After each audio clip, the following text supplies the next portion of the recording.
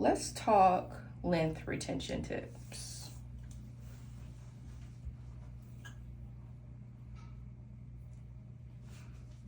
Life move fast and you do what you want. At this time, doing what I want. Hope you doing what you want. Hey it girls, hey it gals, your girl, it's Daji, and I wanted to come back on here and redo my most viewed video here on YouTube, my length retention tips. I'm gonna go ahead and break that down into 7 steps, okay? So you guys stay tuned. Step 1 is to leave your hair alone, okay? That is number 1. You have to leave your hair alone. So that means finding a protective style, finding your signature style so you can less manipulate your hair. The only way you're gonna be able to retain length is if you treat your hair with tender love and care. And that's some TLC for you, okay? Yeah, so the girlies that like to change their hairstyles every 2 weeks, that's not gonna work. Your hair is forever gonna stay the same length. Now let me tell you guys, our hair grows. It grows. The issue is being able to retain length. So let me tell y'all this one more time. I don't get a look. I have to leave your hair alone. Find your signature style, find your signature look. My signature look is being a natural straight, okay? All right, look, it's up here. It was a bit longer before it was to my hips. Had to cut some of it off. Because like I said, I had a little bit of breakage. I was too busy taking care of my clients' hair and couldn't take care of my own. And I'm not afraid to admit that. But it's still very long, it's still very healthy, and it will get back there. It still touches the tip of my butt. Yeah. I am a licensed hairstylist.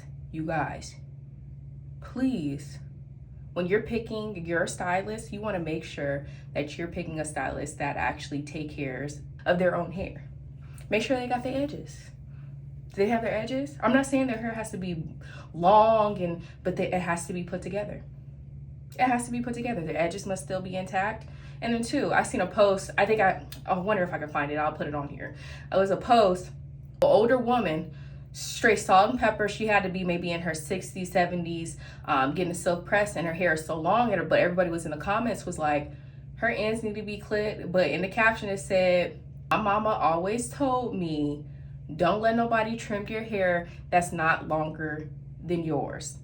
If you got more hair than your stylist don't need to be trimming your hair. And I felt that. I felt that one. Tip 2, learn your hair. You need to know your hair texture, you need to know your hair density, and you need to do a porosity test, okay? Is your hair thick, medium, thin? For porosity, are you low porosity? Are you medium porosity? Are you high porosity? I will go into more detail about that if you guys want to learn about your porosity, but already, number 1, main thing I do know is low porosity hair because I have low porosity hair. And what works for me, I make sure I pay attention to the right shampoos, making sure I'm not using shampoos with sulfates, parabens, or alcohols, anything that's going to strip, because low porosity hair, it's harder for my hair to retain moisture. It's harder for my hair to dry. It's so many things. I need extra TLC, especially if you have low porosity. Now, if you have medium porosity, you're lucky. You can pretty much use anything unless your hair is permed, color treated, or anything like that. Like you will need extra products to help with those scenarios. And yes, now if you have high porosity hair, okay, so now your hair absorbs water super duper quick, but then it also dries really, really fast.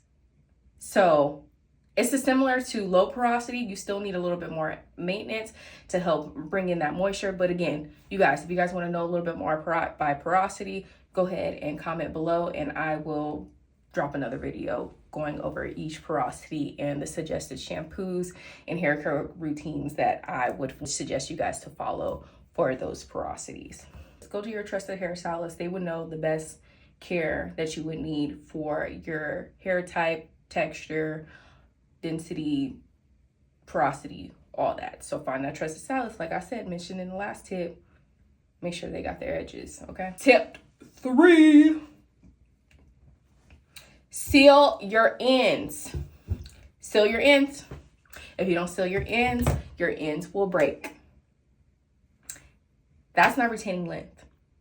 You have to seal your ends. The best way I like to seal my ends, especially like when my silk press and stuff gets old, I seal my ends with my favorite oils. All right, y'all, this is my custom made hair growth oil.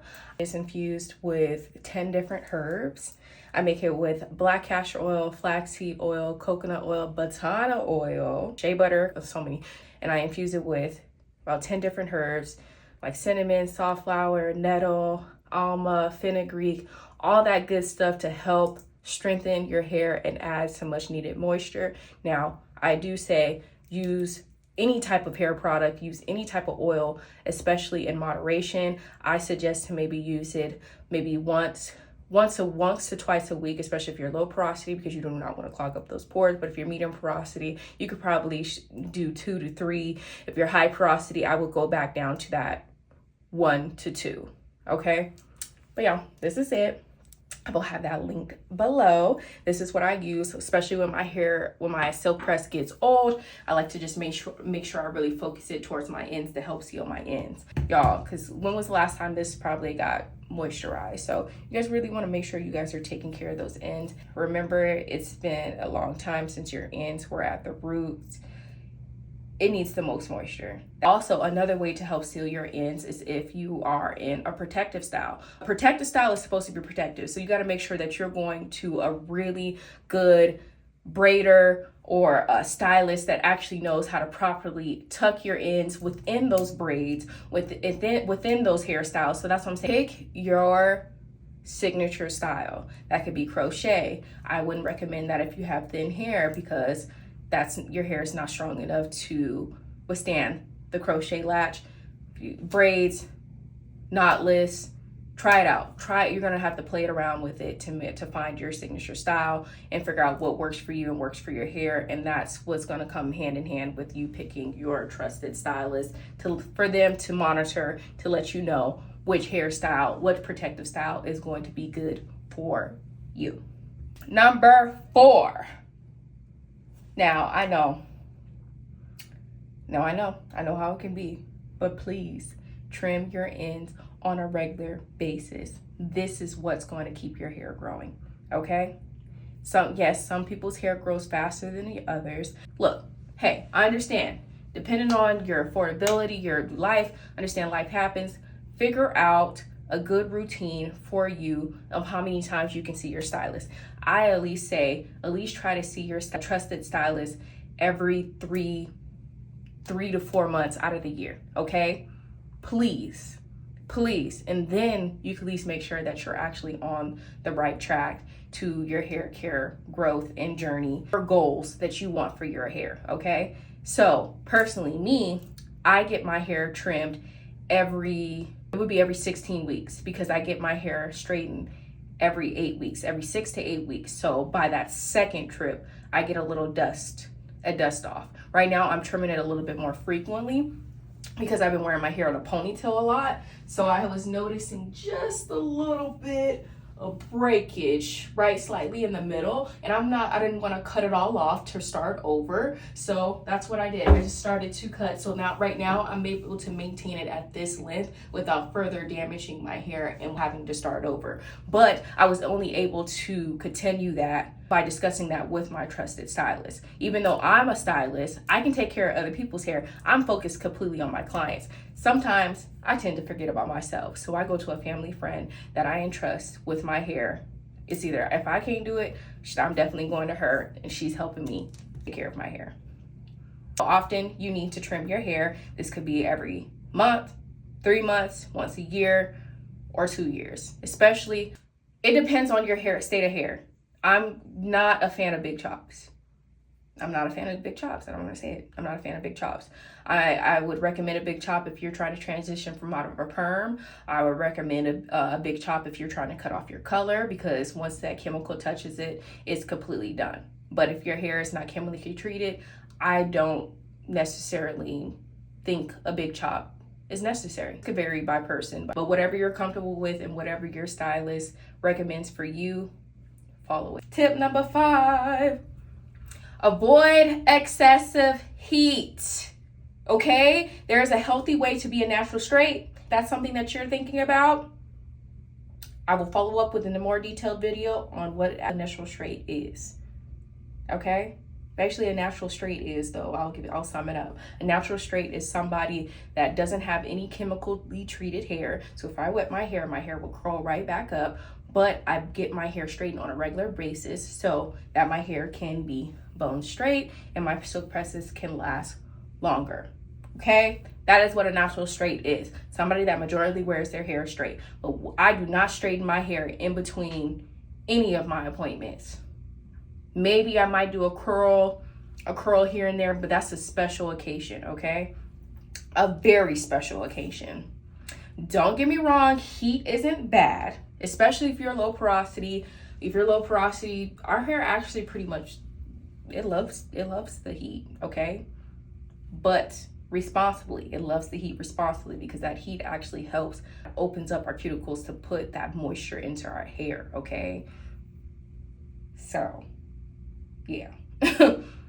But too much of it will destroy the texture of your hair. Of course, that's what everybody's afraid of, is that heat damage, okay? So that's what I'm saying. Can't stress it enough. Use heat responsibly. So if you're going to get a silk press, don't be putting, just because your edges get a little fluffy or whatever, just let it be. Let it be. I wait. When my silk presses get older, that's when I can actually have fun with it. I'll put it up in a ponytail, do 2 half ups, 2 half downs. I'll do 2 ponytails. That's when I actually will play with it and do some cute styles. And then too, if it gets super duper old, then I do 2 braid outs and wet my hair. And then now I have a cute little braid out.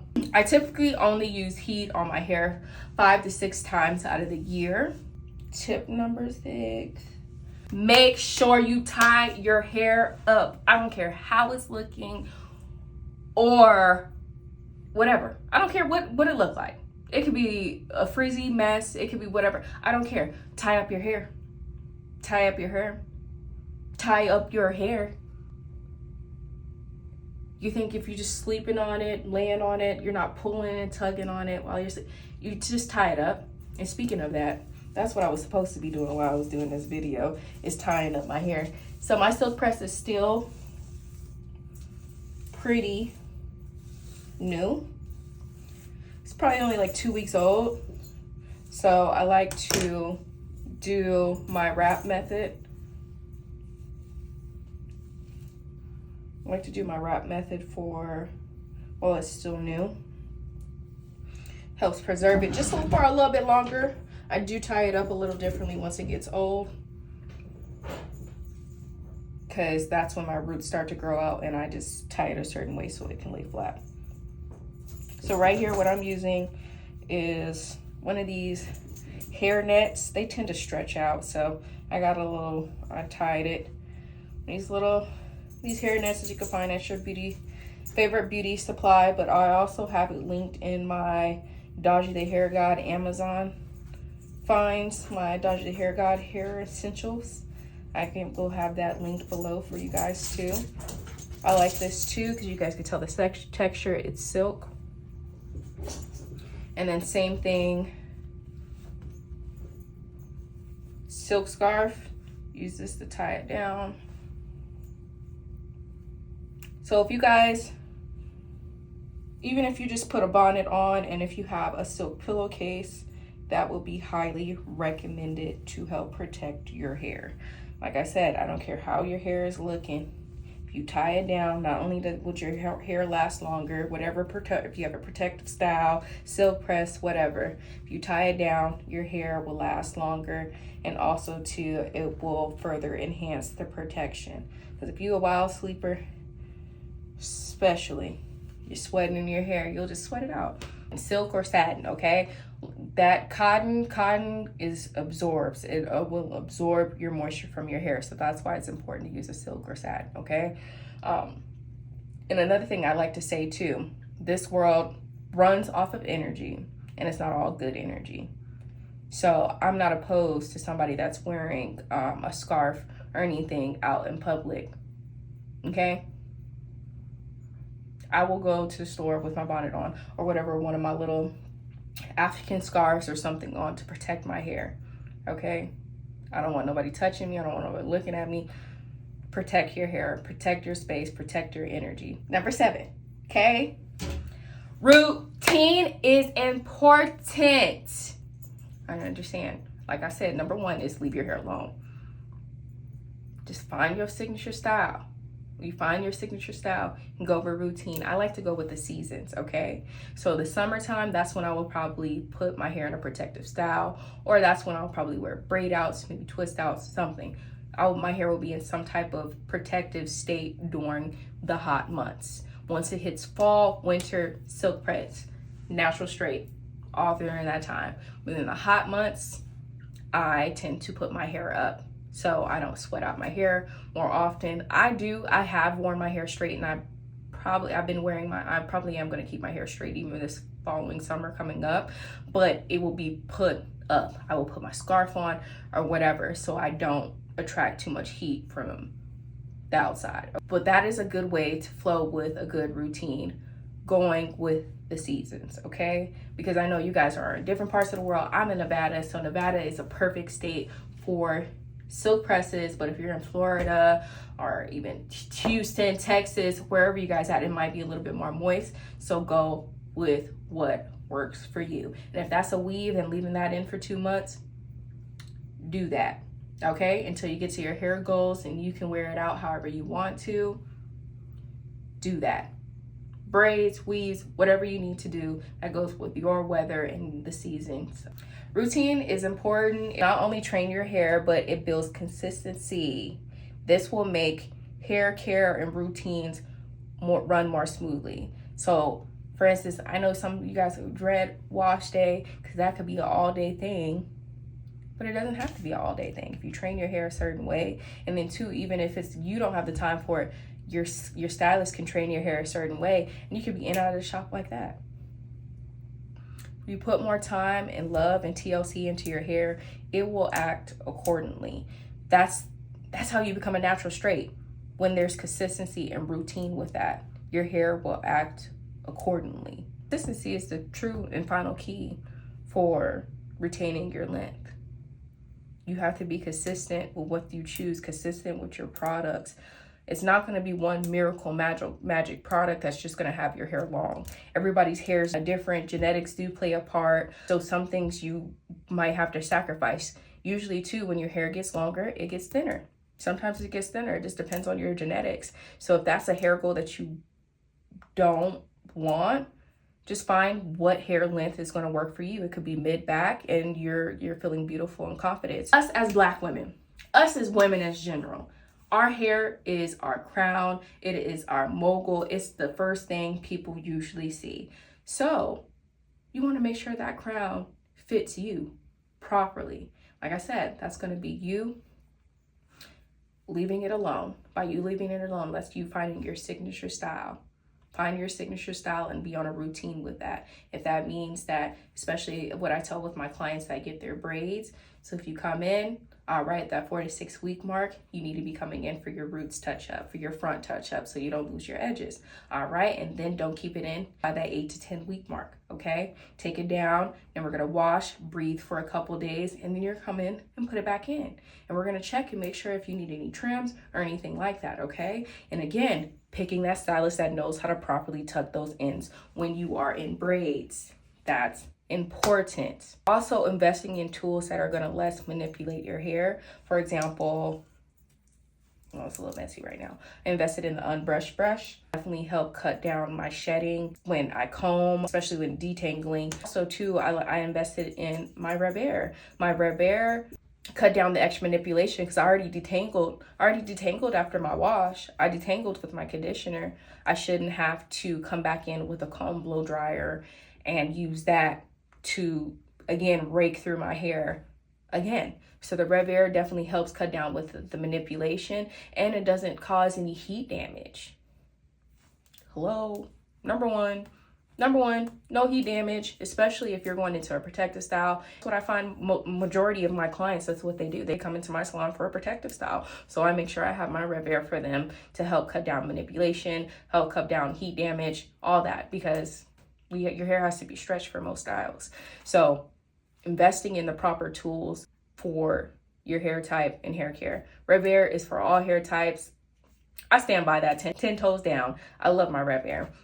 I did notice that I have been getting a lot of comments saying, oh, it made my hair feel crunchy. It made my hair feel stiff and dry. One, product choice. Product choice is going to be the number one thing. It's probably not the dryer. It might be user error. I made my mistakes with the RevAir as well, okay? But I fixed them and I figured it out, okay? If you guys want to go ahead and check out my video, I did do a tutorial on how to properly use the RevAir. But two, making sure your products that you use with the RevAir are perfect for your hair type, texture, density, and porosity, okay? That's what it could be, all right? Because I think somebody had commented it made their hair feel stiff, dry versus a regular heated comb blow dryer, okay? Product. RevAir says on there, don't use the RevAir with any additional products in there, because one, that messes up the life and maintenance of the machine, okay? You want that machine to last for a very long time. It's expensive, but it's worth the investment. They got zip pay, they got afterpay, whatever you need to do to get that machine, it's worth your while, especially if you really want to try to retain length. Actually, RevAir just came out with their new line. They have the Extreme Hydration line and Boost Fullness line. I tried both and I absolutely love it, especially the Extreme Hydration line. I absolutely love it. I love their little pre-poo wash that helps get buildup off of my scalp, and that clarifying shampoo is so important for a low porosity girl. Check it out. Check it out. When you truly want something, you have to make the changes to do that. Actually, let me make this tip 8. I lied. I thought it was going to be 7 tips. Tip 8. Oh, you're wondering why your hair isn't growing? You're not eating right.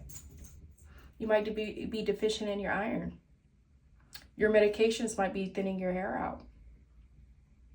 Take a hard look on what's on the inside. Remember when your parents said, or your friend said, your auntie or uncle said, you are what you eat? You literally are what you eat. So if you're not drinking your water, you're not drinking your gallon of water a day, if you're not eating live food, when I say live food, that means like strawberries, raw vegetables, things like that. If you're not intaking that, you can't expect you to have hair like Rapunzel or, your favorite Beyonce.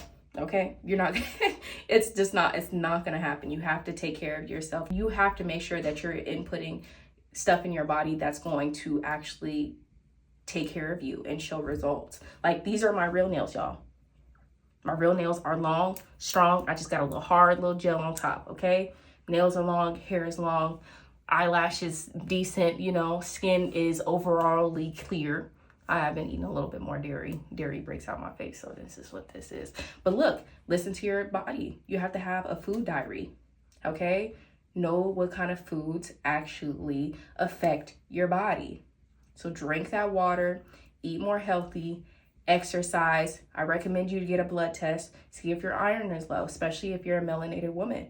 Iron has been the number one thing that affects most of my clients. I have a lot of clients that have a stress pot right in the middle. Okay, so lowering that stress. Also, I have clients that are on certain medications that are like if you're on heart medication, high blood pressure medication, if you're on any diabetic medication, stuff like that can affect your hair. Also, too, recently my mother just got a gastric sleeve surgery. So after that rapid weight loss deficient, she was depleted in some of her vitamins that caused her hair to thin out. So little things like that, you want to make sure that you're up on your vitamins, up on everything. I recommend a blood test. So if the products are not working, everything you're doing, the protective styles, whatever, none of that. The stylist is not working. Nothing seems to not be working. then it's time for you to go to a doctor. Get that blood test to see what you're deficient in. Then you'll know what vitamins you need to implement, what diet you need to implement, and that diet needs to turn into a lifestyle. That will be the final tip. That is the final tip. Consistency, okay? Consistency in your mental health, consistency in your physical health, consistency in your routine, all that plays a part. If you guys want long hair, you want healthy hair, you want healthy skin, all that is going to start with there. Let me know if these tips helped you guys. Go ahead and comment back down below, hit that notification bell, and subscribe. Later, my it girls and my it gals. Bye.